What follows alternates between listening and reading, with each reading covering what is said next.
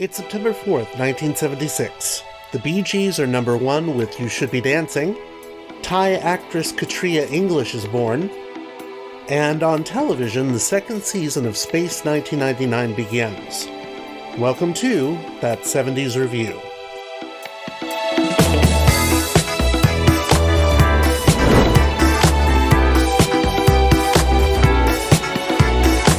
Hello, fellow time travelers, and welcome to That 70s Review, where we look at the shows we loved as kids, and which you're coming to love as adults, to see if they hold up. And this time, we're looking at the second season of Space 1999.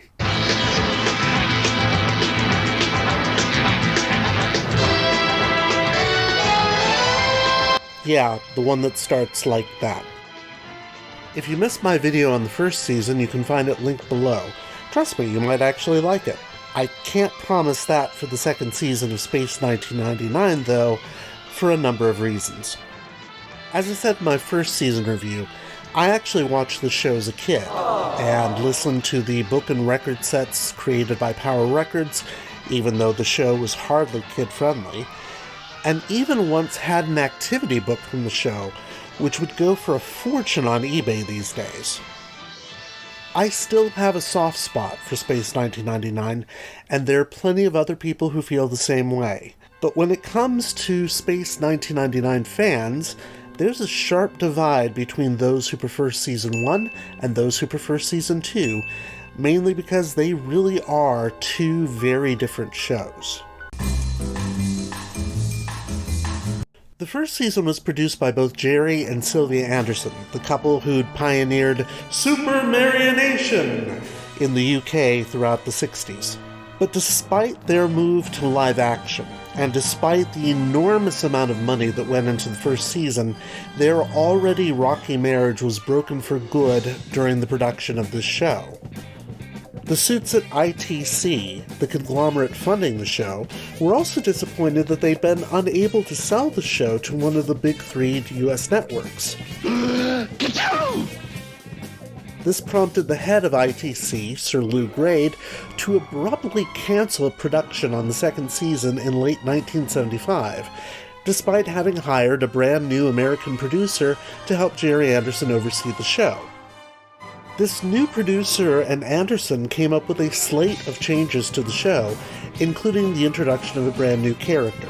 On the strength of these proposals, Grade greenlit the production of Season 2, meaning that the very man blamed for the demise of Space 1999 after its second season was the man who helped ensure there was a second season to begin with, Fred Freiberger.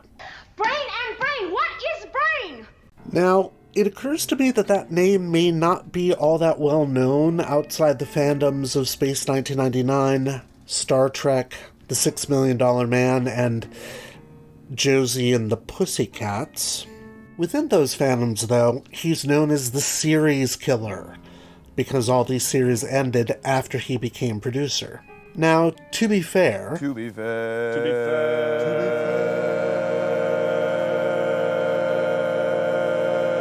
Yes, thank you. To be fair, a great deal of that criticism, particularly when it comes to Star Trek, is unfounded. No one on the show itself blamed him for Star Trek being cancelled, and in fact, he doesn't receive enough credit for the things he did do for the show, such as that famous first interracial kiss that Gene Roddenberry keeps getting credit for.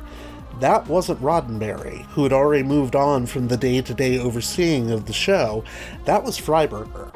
Besides, it's not like Fred Freiberger didn't know what he was doing when it came to writing and producing television and movies. It's often forgotten he was one of the writers on the movie The Beast from 20,000 Fathoms, and he had written for many well-regarded shows, including All in the Family, Emergency, Starsky and Hutch, and Ironside, and also worked as a story editor at Hanna-Barbera on the new Scooby-Doo movies and Super Friends. I mentioned Josie and the Pussycats because he produced the one season of Josie and the Pussycats in space, but seriously, does anyone think that was destined to last more than one season? However, it's also true that, unlike Star Trek, the cast and crew of Space 1999 did feel like the cancellation of the show was to some degree his fault.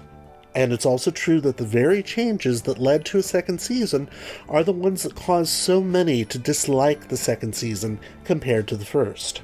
And if you're wondering what camp I fall into, well, just keep watching. The first major change is the introduction of Maya, a shape-shifting Psychon played by Catherine Schell, who had previously appeared in the first season episode The Guardian of Piri.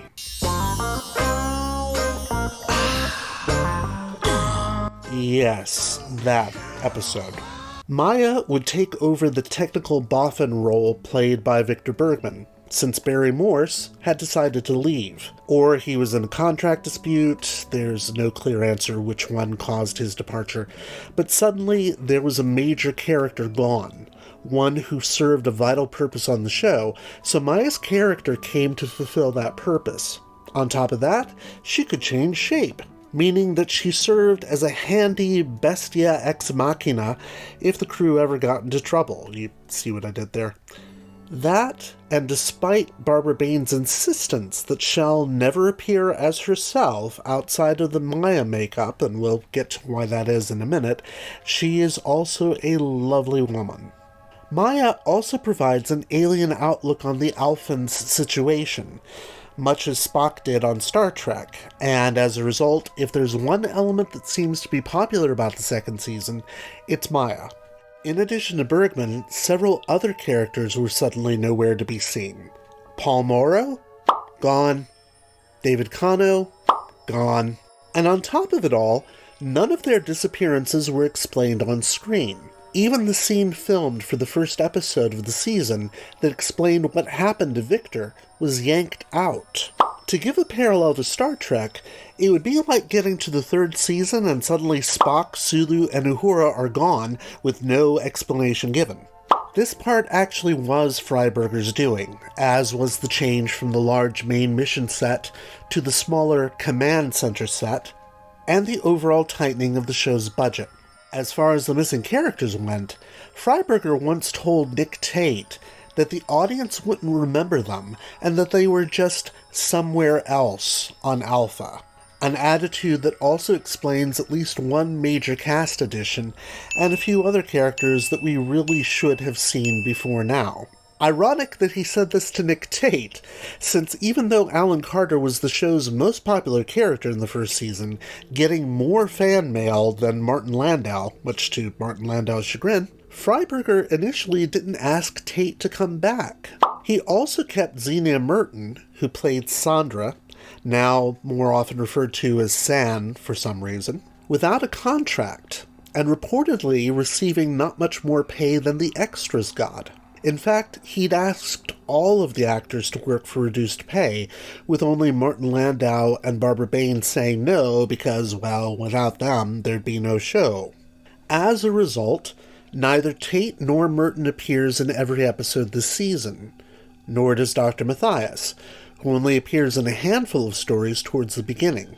A batch of new characters is introduced to take over their functions, including John Hugg as Bill Frazier, Yatsuko Nagazumi as Yasko, Jeffrey Kusun as Dr. Ben Vincent, Sam Daster as Dr. Ed Spencer, and Alibe Parsons as, well, Alibe, because that's just too good a name not to use, isn't it? The one new character apart from Maya who would appear in a larger number of episodes is Security Chief Tony Verdeschi, played by the absolutely beautiful Tony Anholt. Tony takes Paul Morrow's place as second in command, as well as serving as a love interest for Maya, and as comic relief owing to the endless, and I mean endless, jokes about Tony's attempts to create beer. Oh, would you look at that color? Pure amber. And the consistency of it, well, there's not a bubble in sight. Our computer analysis of your last concoction. Yeah. Unfit for human consumption. Sure, I know. Would you tell me, what does a computer know about beer anyway? Good thing the Alphans figured out that whole scarce resources thing from the first season, huh? Oh wait, they didn't. But where Tony was all this time on Alpha, we're never told either. Speaking of romance, although the attraction between Commander John Koenig and Dr. Helena Russell was mostly hinted at during the first season, here it's fully bloomed. allowing Landau and Bane to play the parts as if they were in love, which, as husband and wife, they presumably were. There were also changes in the costumes, the sets, and even the signage, which now had American spellings rather than British ones, mainly because they still wanted to sell it to an American audience. But the biggest changes were in the music and in the opening sequence. Composer Barry Gray left the show, and his successor Derek Wadsworth came up with a new theme and new incidental cues which, like with the first season, would be used again, and again, and again. Admittedly, though, that opening sequence is catchy, and it seems to promise a much faster-paced show than the first season opening does.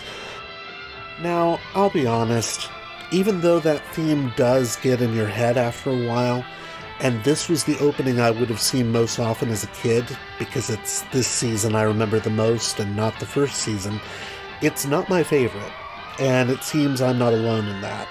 Just try doing a search on YouTube or SoundCloud for remixes of the first season theme, then look for remixes of the second season theme. There really is a big difference, and if people's willingness to remix a theme is any indication of its popularity, the first season's theme is definitely more popular than the second season. That being said, there are surprisingly some very good things about the second season, despite its reputation otherwise.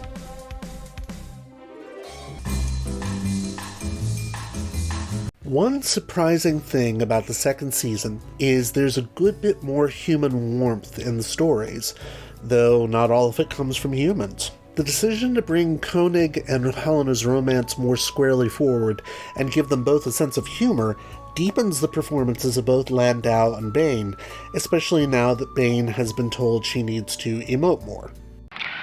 What's the matter, John? Don't you like having an easy time? Oh, I'd like it much better if my off-duty time coincided with yours, and it hasn't, not once since we started this memory rewind. Well, maybe the computer will pick out some memories of us together. Then we can learn from the past. Yeah, she's emoting a lot more now.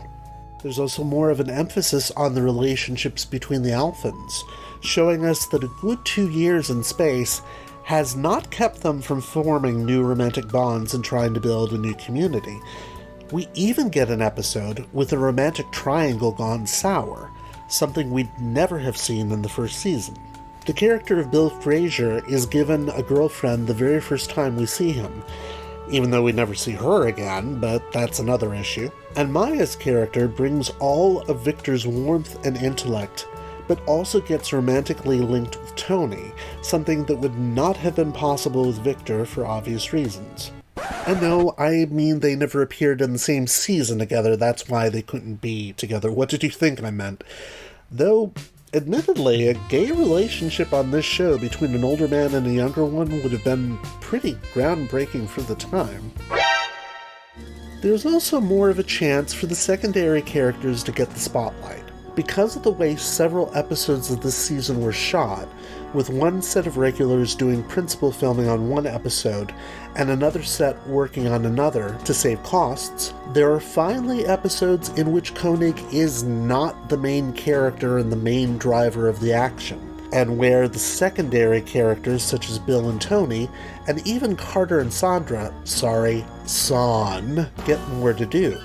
And as much as I hate to admit it, the pacing in the second season episodes is a lot better. It's only when you do a direct comparison between a first season episode and a second season one that you notice that the first season often takes a lot of time to get a story rolling, whereas that's rarely the case with the second season.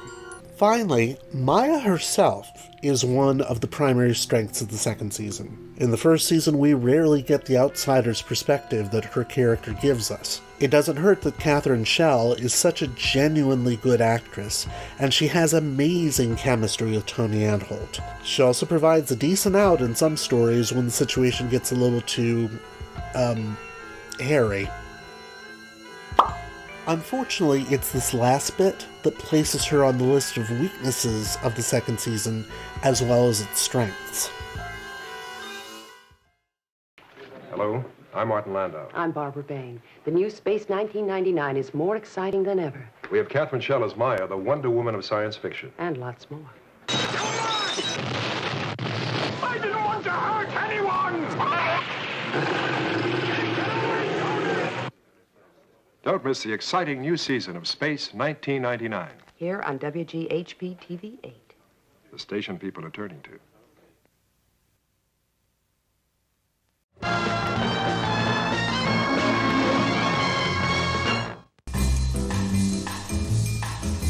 Remember how I called Maya a bestia ex machina earlier? Yeah, I'm still kind of proud of that.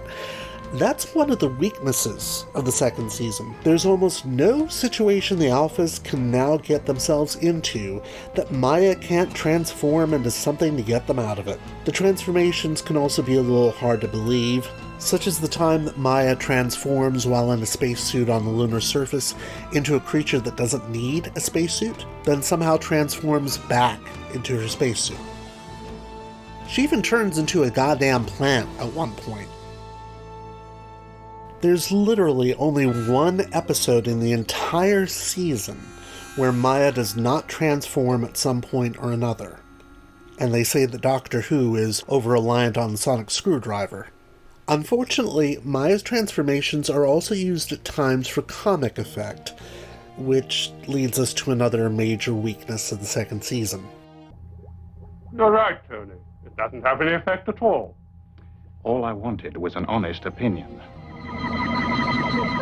Just as there's only one episode where Maya doesn't transform into anything, there's also only one episode of the entire second season that doesn't end on a joke. The second season went in the opposite direction of the first season, which tended to have no comedy at all. Very rarely were comedic scenes removed, and sometimes they weren't removed for the right reasons. One example of this is the epilogue to episode 16, The Beta Cloud. Originally, there was a scene planned in which Tony Verdeschi is looking at a magazine and oohing and eyeing over a model who just happens to be Catherine Schell, and Maya transforms herself into the model, Catherine Schell, and there's the joke. But Barbara Bain absolutely did not want to be upstaged by Catherine Schell, and so she nixed the idea of Catherine Schell ever appearing as herself on camera. Otherwise, no matter how serious the content of the episode has been, the episode will end with a joke, sometimes resulting in serious mood whiplash. Granted, one of the Power Records adaptations did this to an episode that didn't end on a joke in the first season. Well, they're lucky we survived. It was our fault. We unleashed him. We meddled. We interfered with another people's justice. We must learn to leave some things alone. Don, remember the programmed symbols on the door to Baylor's prison on the asteroid? Yes, Victor. What about them? I asked computer to analyze the photographs we took of them. Kano, let's hear the results. Danger, psychopath, within. Now you tell me. But that's different. That's for kids. And on at least one memorable occasion, the joke falls in the middle of an otherwise serious episode, which makes you wonder why they went with it. Tell him that. All right. Which is it? You mean you can't tell? Well, of course I can tell. Maya can only hold that shape for 1 hour. All I have to do is sit back and wait. Why wait that long? What you have in mind?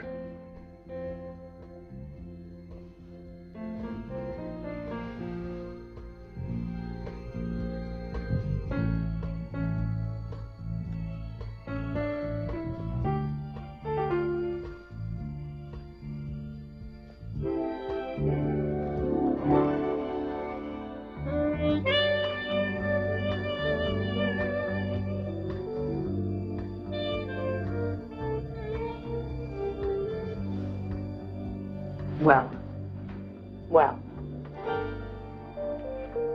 Very simple, nothing to it. Really? There was absolutely no difference. Oh. You know something? I take back everything nice I've ever said about you, including the fact that you're a man of perception. Helena, I think you needed a research unit. Your friends are waiting to start work. And Maya, back to your station. Yes, Commander. Seriously, don't these people have better things to do right now? And while the secondary characters are often given a chance to shine, we still don't get much about them, to the point that they can literally be used interchangeably, especially when Nick Tate or Xenia Merton aren't appearing that week. Carter's not around this week? Use Bill Frazier. San's off having her name shortened this week? Use Yasko. Or if you can't use Yasko, use Alibe. We'd like to think that given the third season, the show might have developed these characters further, but seeing as Freiberger thought that Carter and Sandra were not all that important, and that viewers wouldn't notice their absences, that's highly unlikely. We also need to talk about the monsters. Oh my god, the monsters. This is the season in which we get more alien monsters than we ever did in the first season. Not to mention Maya's regular transformations into them. This probably wouldn't have been such a bad thing, except the smaller budget this season means there's no money to make the costumes really look good, and in some cases even to make them very mobile. Yes, folks, that's actually how slowly they move. And while we're talking about the monster costumes, this is probably a good time to talk about the one clip that any review of the second season of the show is contractually obligated to feature. That's David Prowse, who provided the body for Darth Vader in the costume there.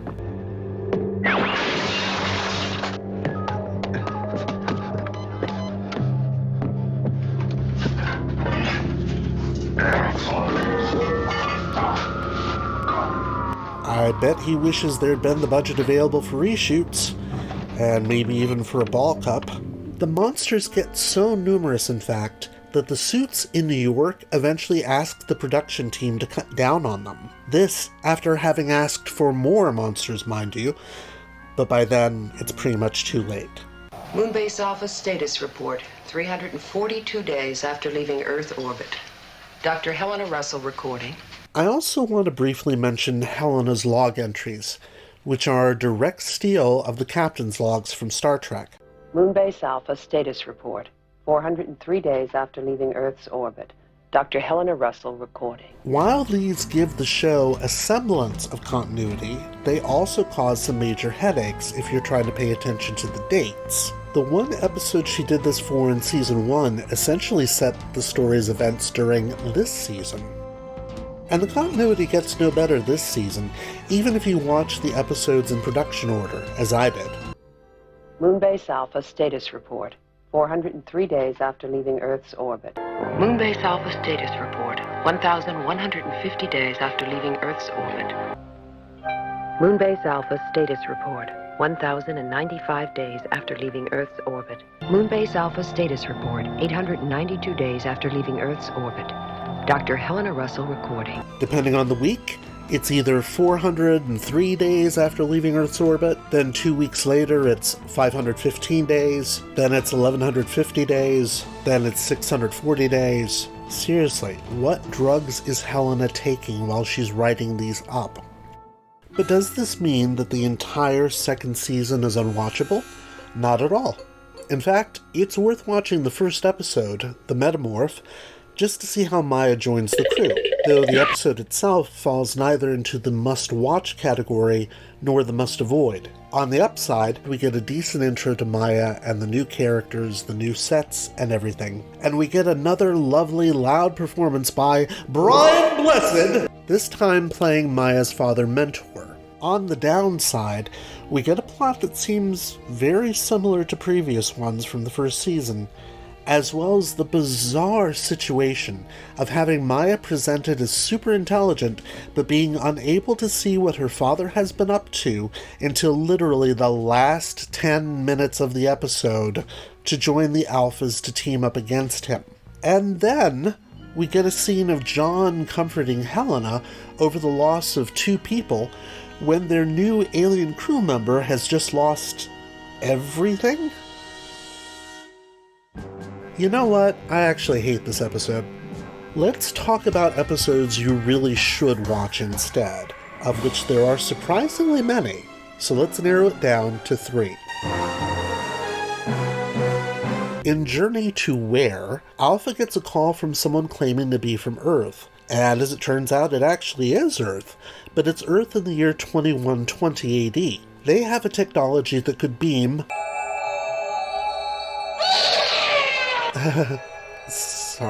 transfer the Alphans back to Earth, but a freak accident transfers John, Helena, and Carter to the wrong point in time.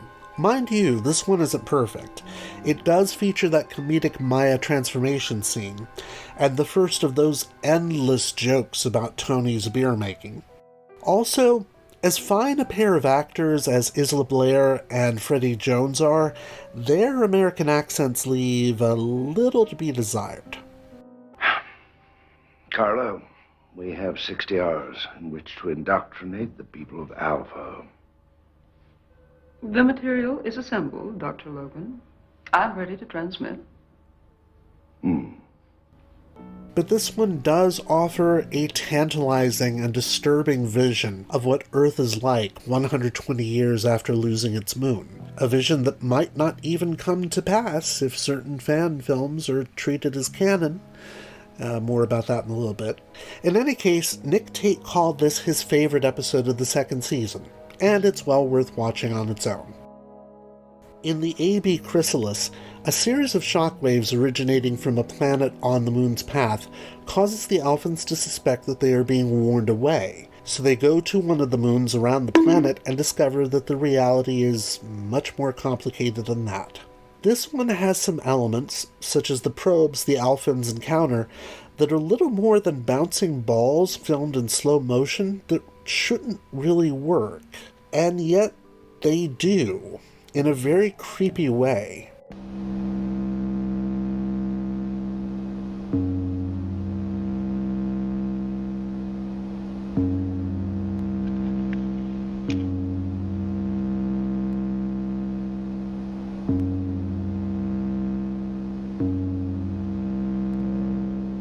And while both John and Alan go back into berserker mode for a while, much as they used to do in the first season, and Maya turns into one of her worst forms ever... Could it be any more orange? This episode is incredibly watchable, coming closer than just about any other Season 2 episode to feeling like it's from Season 1. In The Bringers of Wonder, the only 2-part episode for the entire series, an experimental faster-than-light vehicle brings a bunch of the Alphans' loved ones to the moon in order to bring them home. But Koenig is the only one not celebrating, as a concussion is causing him to see... well, something else. I don't want to spoil it for you. It's difficult to include this episode on this list because, for one thing, it takes some real doing to talk about the plot without spoiling it, and it actually is quite worth watching. For another, including the first part of this story on the list means necessarily watching the second part, which frankly does not deserve to be called a must-watch episode, again for reasons that would spoil everything if I got into them. Suffice it to say that this one has some really good performances, a lot of effective suspense, and a chance for Martin Landau to play Crazy Koenig again as loud as he wants to. So watch this one for sure, but beware the second episode. It is not going to live up to the first. Now, these actually aren't the only episodes this season worth watching, as we also have Seed of Destruction, Space Warp, and an episode called The Lambda Factor, written by no less than Doctor Who's own Terrence Dicks.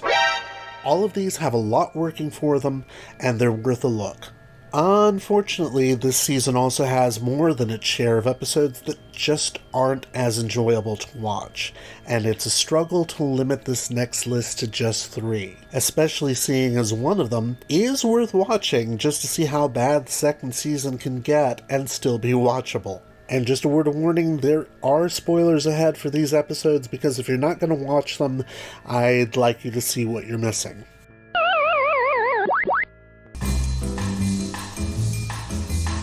Brian the Brain. Oh, Brian the Brain. It kills me to knock any performance by Bernard Cribbins, best known to Doctor Who fans for his role in the second theatrical movie from the 1960s, and his portrayal of Donna Noble's grandfather Wilf in the new series. But here, Cribbins is playing Brian, the robotic brain of yet another Earth expedition lost in space in 1996. Given how many ships they lost in the 90s, you'd think they'd have stopped sending them out, right? Brian at first seems burbly, fun, and, American. Hello, everybody. How are you? I'm fine. I'm just okey-doke. I really am. You know, it's really nice to see you. I thought I was going to have to wait for a century or so. How do you do? Yeah, I'm sorry I can't shake hands. I haven't got a hand, but you can pat me if you like. Well, go on. Peekaboo! Peekaboo! Oh. But it's soon revealed he's gone just a little cray-cray, as evidenced by his kidnapping of John and Helena and torturing them to see if they love each other. Brian is another one of those damn 70s robots, but not one inspired by R2-D2 for once. Yet he's still annoying as fuck. And the story ends up being another Star Trek-style Mad Machine story, complete with the computer being eventually talked to death. This was done much better during the first season episode, The Infernal Machine, and it's not a plot they ever needed to revisit. Sorry, Wilf, we love you, but we don't love Brian. In A Matter of Balance, Shermeen, the only teenager on Alpha, and one who's got an understandable crush on Tony, is contacted by an alien who says he needs her help. Honestly, this happens so much on Alpha by now, you'd think there'd be some sort of protocol for it. The alien's intentions, of course, are not in the least bit friendly, as they never are, as he lures the Alphans to a planet with a structure on it guarded by... this. See, I told you the monsters were getting out of control. The alien who contacted Shermeen is discovered to be deceitful because, duh, Shermeen is eventually rescued, and all is right with the moon. Fun times. Setting aside the bizarre implication that Shermeen must have been a preteen when the moon left orbit, which one of the comics has actually retconned for, this story makes no damn sense at all. And, of course, beer jokes. The problem is mechanical. It's not creative, no way. In The Rules of Luton, John and Maya have to wait on a prospective new home for the Alphans, while Tony goes to get an eagle to replace the defective one they came in. Sort of like when your Uber driver strands you to wait for another driver because his own car has to suddenly go to the shop. After one of them picks a flower and the other one eats a berry, this happens.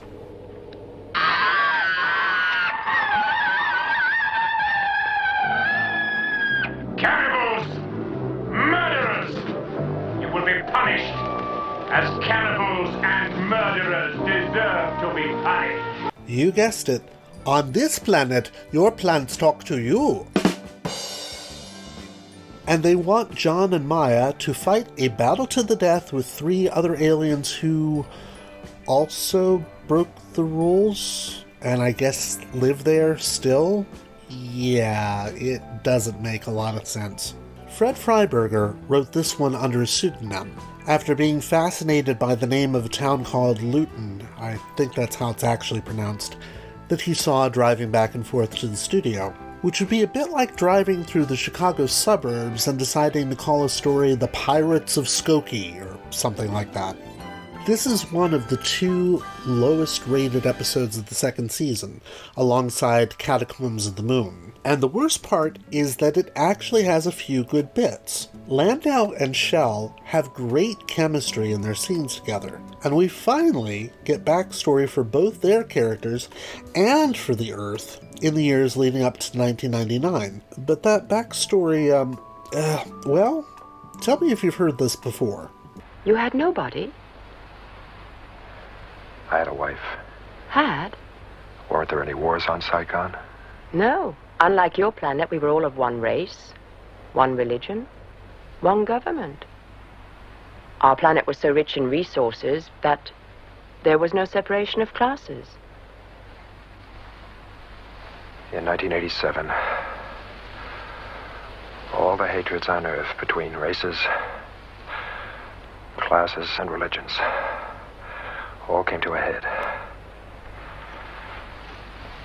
The war was global and awful. It was finally the war to end all wars because the survivors realized that if there was another one, it would be the end of humanity. You mean people killed people just because they were different from each other? That's disgusting. Yeah, doesn't that sound really familiar? The last such vessel was built centuries ago, back in the 1990s. The mid-1990s was the era of your last so-called World War, the Eugenics Wars. Khan Noonien Singh. From 1992 through 1996, absolute ruler of more than a quarter of your world. Excuse me, Captain Kirk. Yes, sir. Mr. Scott. What a charming negress. Oh, forgive me, my dear. I know that in my time, some use that term as a description of property. But why should I object to that term, sir? You see, in our century, we've learned not to fear words. May I present our communications officer, Lieutenant Uhura? The foolishness of my century had me apologizing where no offense was given. We've each learned to be delighted with what we are. People killed people just because they were different from each other. That's disgusting. Can you tell Freiberger was the producer of Star Trek at one point? This one is bad, but you shouldn't feel bad about watching it. This season eventually ends with the Dorcons, in which Maya is targeted by an alien race specifically wanting to use psychons, such as herself, to give immortality to their ruler, played by no less than the second Doctor himself, Patrick Troughton. It's a tense episode, one that leads us to think that maybe, just maybe, the Alphans might have to watch out for these aliens in the future. But for Space 1999, there will be no future. Not yet, anyway. There were plans to do a third season, but unlike when he worked on Star Trek, Freiberger was blamed by the cast itself for much that went wrong with the second season, with Landau being one of his biggest critics. The series did have a following in America, especially among younger viewers like me, mainly because of those book and record sets from Power Records. We even enjoyed the one where the Alphans went back in time and met the historical figure of Noah. Yes, that Noah. Before we got older and realized just how stupid that story was. And although Maya was considered a strong enough character that they considered a spin-off starring her, though how that would have worked is anyone's guess, it became clear that the other changes Freiberger made to the show's format had not helped, and the series was cancelled for good. To this day, the show has a loyal fan base, and at the Space 1999 Breakaway Convention, it even got a possible resolution.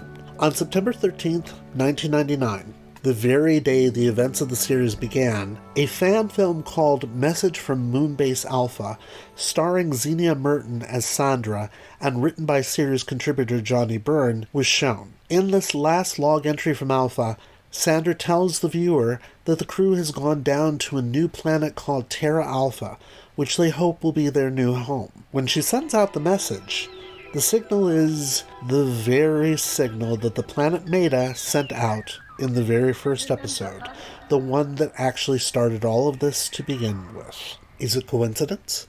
Is it fate? Is it a big old time loop?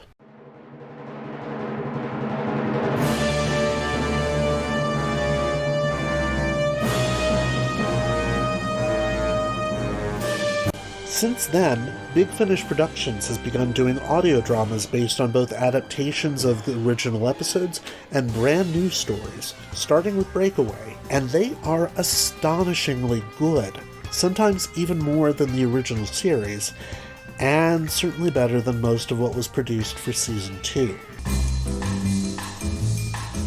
How does the second season actually rate? I'd give it a 2 out of 5 eagles. Change in and of itself is not a bad thing, especially when a show needs a boost in ratings. But as so many other shows from this era prove to us, change that ignores huge swaths of what came before or goes in too much of a different direction can absolutely be a bad thing. There's a lot to enjoy in the second season of Space 1999. We get Maya and Tony, we get some promising new secondary characters, the show is faster paced, and even the costumes look better. But the scripts are not as engaging, the monsters are quite frankly embarrassing, and the attempts at humor are so forced that the end of each episode should come with a gag warning. Now, who said that was unfit for human consumption? Who said you were human? No pun intended.